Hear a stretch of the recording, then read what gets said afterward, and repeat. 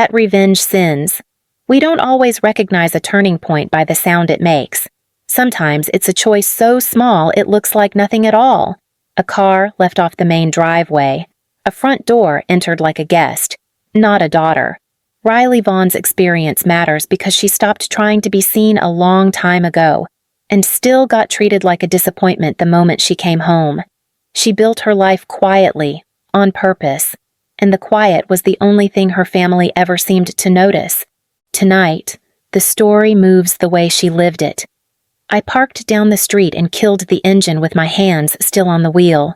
The house was loud in that soft, expensive way. Music low, laughter spilling out in waves, bright lights aimed at the driveway like it was a stage. I checked my reflection in the rearview mirror.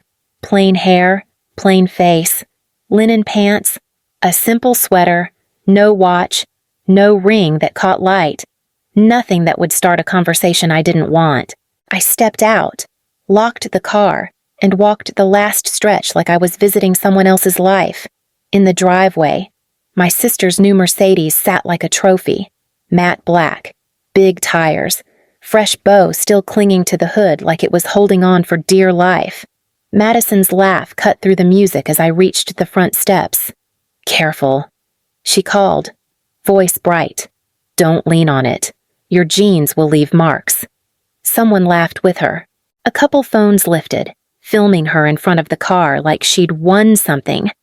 I paused at the door and rested my palm against the wood for a second. Not for luck, just for balance. I always felt off here, like my body remembered one version of this place and my eyes kept seeing another. Inside, my mother turned first, Elaine Vaughn in a cream dress that fit like authority. She smiled like she'd practiced it. "Riley," she said, like my name was a detail she'd almost missed. "You made it." "I did." She leaned in for a quick cheek kiss that didn't land. Her perfume hit, then vanished. Madison slid over with a glass in her hand, the kind with a heavy base. She looked me up and down like she was checking a price tag. "Wow," she said. "You dressed exactly like you did in college." I set my small gift bag on the entry table. Old habits. Still doing the minimalist thing. She took a slow sip, eyes on me over the rim. "That's brave." My father stood a few steps behind them near the hallway, half in shadow, hands in his pockets. Robert Vaughn gave me a nod like we'd passed each other at an airport. "Hey, kiddo. Hi, Dad." No hug, no extra step, just that nod. I let it stay that way. My aunt's face flashed in my head. The last time I'd walked into this house and felt like I belonged anywhere, she'd been the only one who ever noticed when I tried. Back then, I'd shown up in clothes like this because it was all I had.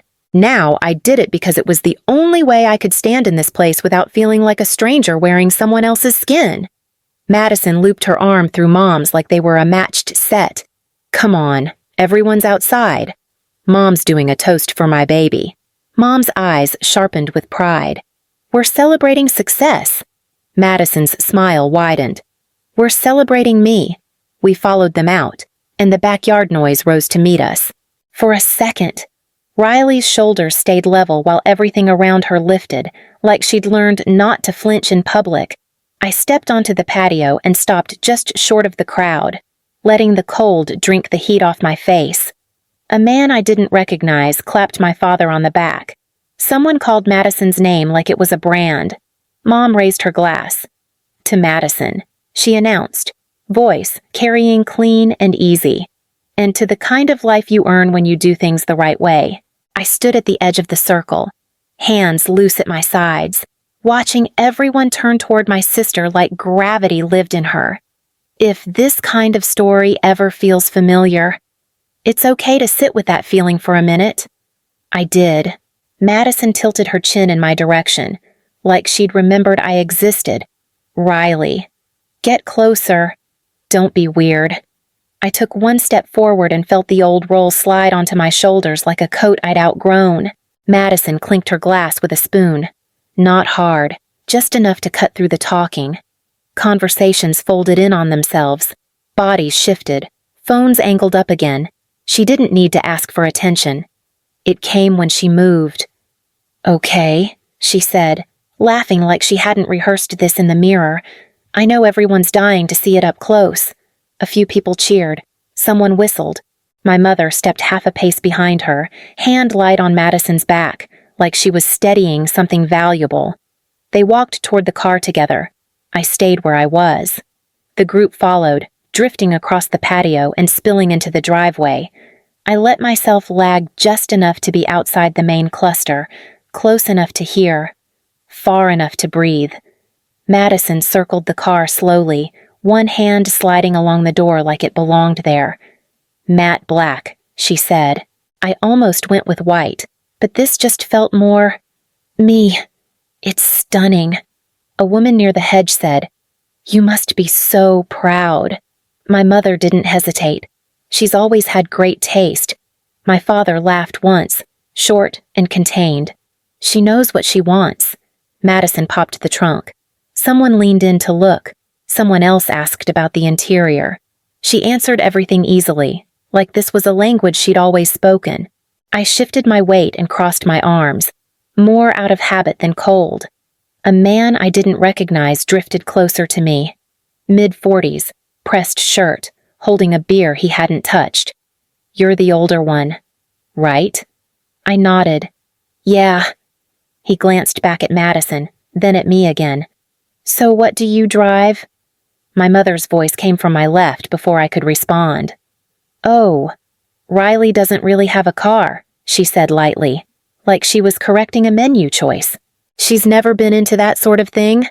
Madison laughed. "She doesn't need one. She's very low maintenance." A few people smiled. Someone hummed in agreement. I felt the words settle on me. Familiar weight, familiar shape. Nothing sharp enough to call out. Nothing soft enough to ignore. My mother turned fully toward me then, her smile tightening just a little. "But still," she added, eyes scanning my face. "Don't you think it's time? When do you think you'll finally get a car of your own, like your sister?" The circle shifted. I could feel it. That quiet lean in. I shrugged, small. "It's just a car. It gets you from point A to point B." A couple people laughed, polite, easy, the kind that moves things along. Madison lifted her glass toward me.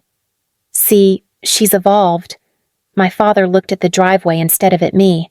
I watched my sister lean against the door of that car, sunlight catching the edge of the mirror, and felt the old roll slide back into place. Not heavy, just tight, like something worn too long. I took a glass of water from the counter and let the condensation run over my fingers. Cold helped.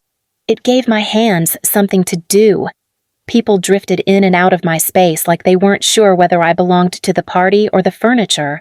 A woman with a tight bun smiled at me, then turned back to Madison without finishing whatever she'd started to say. Someone brushed past my shoulder and murmured sorry without slowing down. My mother laughed near the grill, that familiar, airy laugh she saved for guests. The one that said everything was fine. "Riley," she called, not looking at me. "Come over here." I moved closer, stopping just outside the little semicircle she and her friends had formed. Madison was in the center again. One hip leaned into the counter, keys dangling from her fingers. A woman I vaguely recognized from past holidays tilted her head toward me. "You live nearby." "Not really," my mother answered before I could finish. "She lives out of state. Very independent." Independent. The word landed strange, like it didn't mean what people thought it meant. The woman nodded, polite. "That's nice. Must be hard without a car, though." My mother smiled. "Riley manages." "She's always managed." Madison took a slow sip of her drink. "She likes walking. It's very grounding." A couple of them laughed softly. Not mean. Not kind either. Just enough to keep things moving. My chest tightened, then settled. I'd been here before. Not this driveway. This feeling. My father stepped up beside my mother, glass in hand. He didn't look at me. He didn't look away either. He stared at the ice in his drink like it might rearrange itself if he waited long enough. One of my mother's friends gestured toward the driveway. That car is something else. Madison, you must feel so grown up. Madison grinned. It still doesn't feel real. My mother touched her arm. She earned it. I felt the old reflex kick in. The one that wanted to explain, to correct, to soften things. I pushed it down. Madison turned toward me, eyes bright. So, she said, drawing it out, when do you think you'll finally get one for yourself? There it was again, casual, curious, public. I met her gaze and kept my voice even. It's just a car. It gets you from point A to point B. The same laugh as before rippled through the group. Someone nodded like that made sense. Someone else lifted their glass. My mother laughed too, a little louder this time. Always practical. Madison raised her eyebrows at me. Must be nice not wanting much. Something in that stuck. Not sharp enough to call cruel. Just pointed enough to leave a mark. I took a breath and felt it pass through me without stopping. I want different things. My mother tilted her head, like what I hesitated. Not because I didn't know, because I knew better than to answer that here. Quiet, I said after a second. She smiled like that confirmed something. You've always been like that. A man I hadn't noticed before stepped closer, holding a folder tucked under his arm. He looked between Madison and my father. Sorry to interrupt, he said. Easy. But I had a quick question about the paperwork. Madison brightened. Oh, sure. My mother turned back to her friends, conversation resuming like it had never paused. I stayed where I was, glass still cold in my hand, watching the shape of the evening shift just slightly. Not enough for anyone else to notice. Enough for me to feel it. For a moment, everything went quiet inside my chest. The kind of quiet that comes right before something changes. I stepped away from the counter and found a chair near the edge of the patio. The kind people stacked when they needed space. I sat with my hands folded in my lap and watched the party move without me. It wasn't new. That part didn't sting anymore. I left this house when I was 18, packed everything I owned into a borrowed car and drove east with a map printed from the library. College was an excuse. Distance was the point. I learned early that if I stayed, I'd keep shrinking to fit whatever shape they needed. I came back for holidays, birthdays, the big things. I told myself it was enough. My aunt used to meet me at the door every time, arms open, voice already asking if I'd eaten. When she was alive, this place had corners that felt safe. Back then, I wore clothes like this because I didn't have anything else. Jeans, soft sweaters, no labels, no armor. After she died, I kept dressing the same when I came home, not because I had to, because it helped me remember who I was before I learned how to build a life without them. My mother walked past with a tray of food and paused when she saw me sitting alone. You okay out here? Her tone was careful, public. I'm fine. She nodded, satisfied. You've always liked your space. Madison's laugh carried from the driveway. Someone clapped. A phone chimed with a photo being sent. My father joined me a moment later, lowering himself into the chair beside mine. He stared straight ahead. You could try harder, he said quietly, like advice. People worry. I kept my eyes on the string lights above us. About what? He shifted. About you falling behind. I let the words sit between us. Not heavy, just familiar. I'm not behind, I said. He sighed, like that was the wrong answer. You don't make it easy to tell. Across the yard, Madison leaned against the hood of her car while my mother adjusted her hair for another picture. They looked good together, balanced, certain. A voice from the driveway cut through again. The man with the folder. He sounded polite, curious. My mother turned toward him. Smile ready. Of course. What do you need? I stayed where I was, listening without leaning in. Something about the way he paused before speaking made my shoulders tense. Not fear. Recognition. The rules here hadn't changed. They still worked the same way. Praise flowed in one direction. Silence in another. I took a slow breath and felt the air settle in my chest. I wasn't here to fix that. I'd learned that lesson years ago. Still, when the man spoke again, quieter now, the shape of the evening shifted just enough for me to notice. I didn't move. I didn't look over. I waited. The man with the folder stepped closer to Madison, stopping just short of the driveway's edge. He held the papers like they weighed more than they should. "Sorry," he said, glancing between my parents. "Just need a minute." Madison smiled like this was part of the program. "Sure. What's up?" He opened the folder and scanned a page, brow pinching together. "Everything looks fine. Registration's current. Coverage is active." He paused, then checked another page. "Though that's interesting." My mother tilted her head. "Interesting how?" He tapped the paper with one finger. "Careful.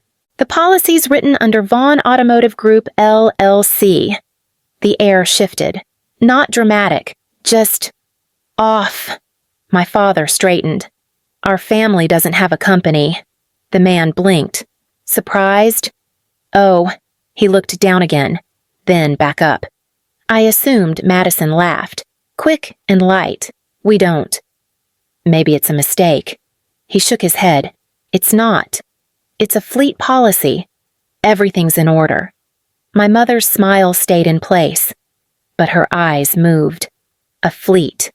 He nodded once. "Yes. Multiple vehicles. Centralized coverage."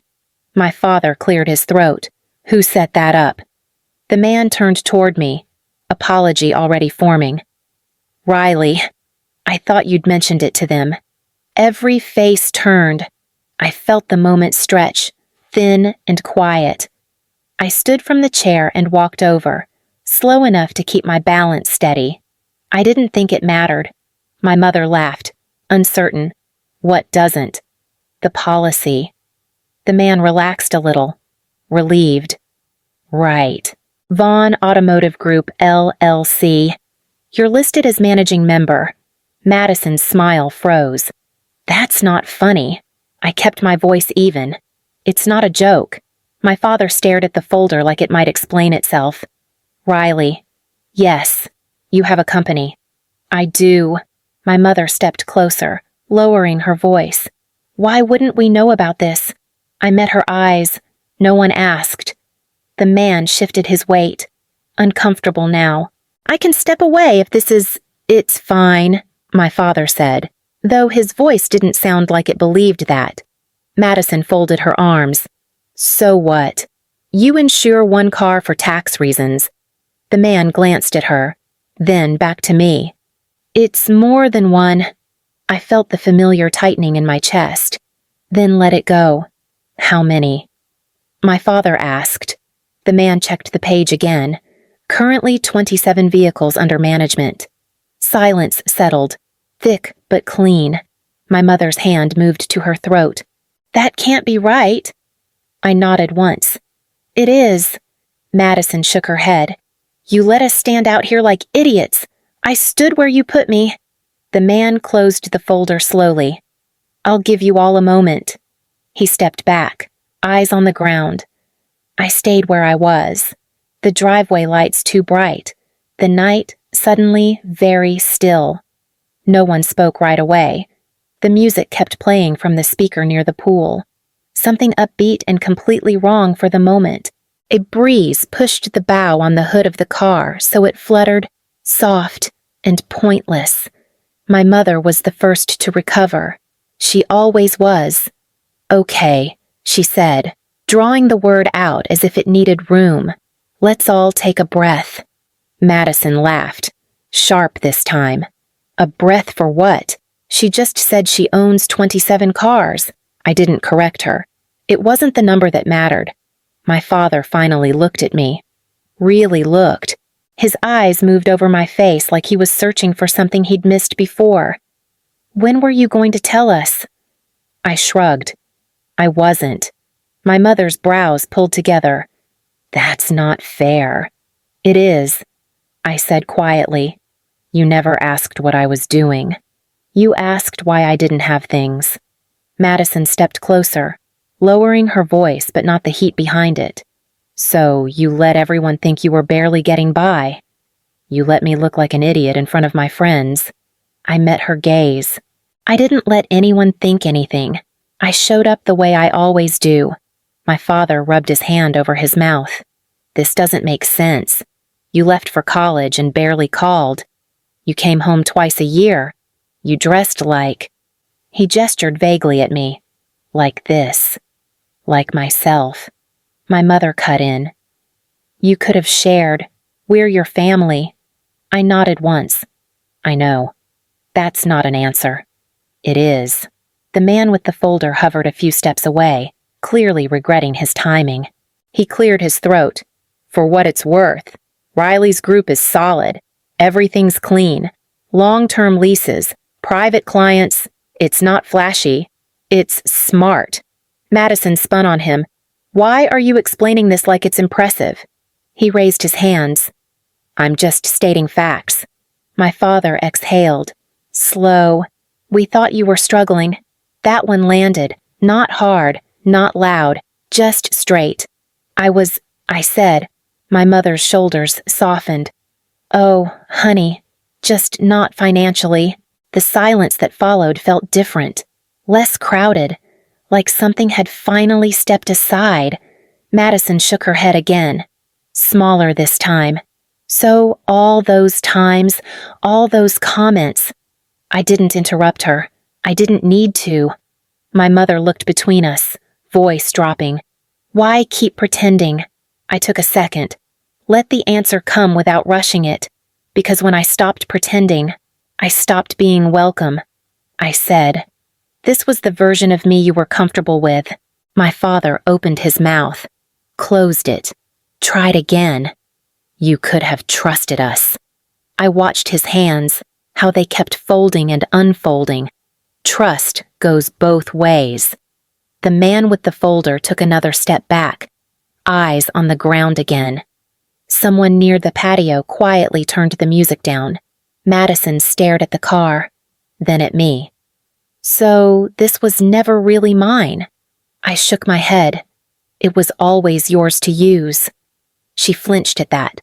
Not because it was cruel, because it was true. My mother pressed her lips together, then forced a smile that didn't land anywhere. Let's not do this out here. I glanced around. The guests pretending not to listen.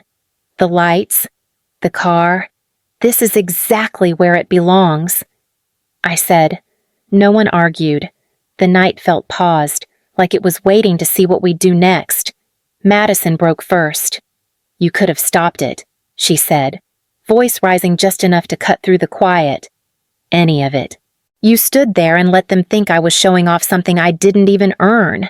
I watched her fingers curl around the empty stem of her glass, white at the knuckles.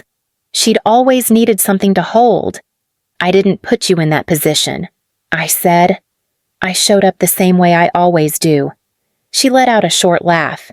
That's such a cop-out. My mother stepped in, quick, palms lifted like she was calming a room. Okay. Enough. We don't need this turning into a scene. Madison spun toward her. It already is.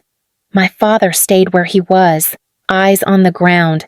When he finally spoke, his voice sounded tired. We just didn't know.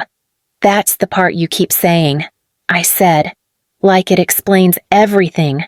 My mother's mouth tightened. You didn't give us anything to work with?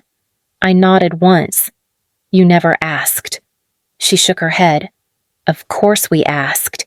We asked how you were. We asked about your life. You asked if I was still renting, if I'd met anyone yet, if I was happy living so simply. I paused. You never asked what I was building. Madison scoffed. So what? This is revenge. No, I said. This is distance. She took a step toward me. You wanted us to feel small. I met her where she stopped. I wanted you to stop making me feel that way. The words hung there, not dramatic, just exposed. My father finally looked up. His eyes were glassy, unfocused. "We thought you were falling behind," he said. "We worried." I felt something twist in my chest, slow and familiar. "I was struggling," I said.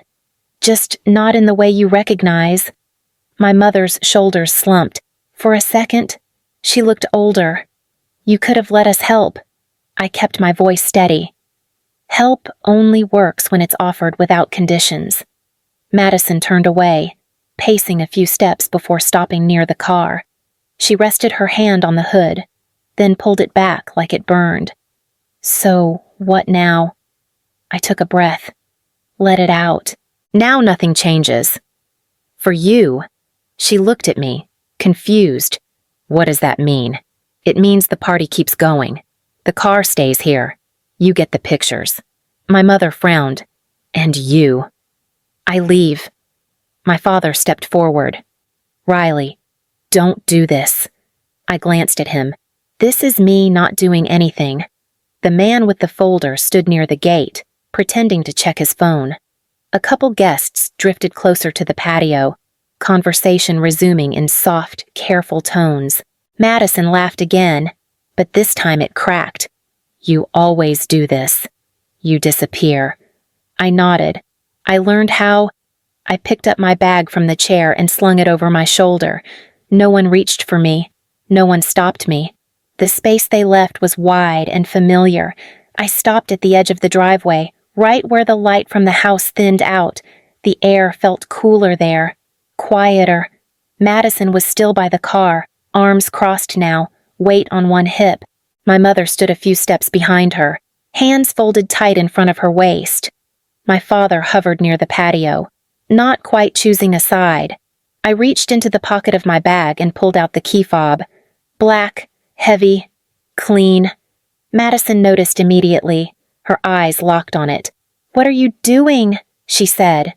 I walked over and held it out. Not toward her hand, just enough for her to see. Then I set it down on the small table near the grill, right next to the stack of napkins and the empty serving tray. "Enjoy the car." My mother inhaled sharply. "Riley." I looked at her. "It's fine." Madison laughed, short and disbelieving. "You don't get to do that.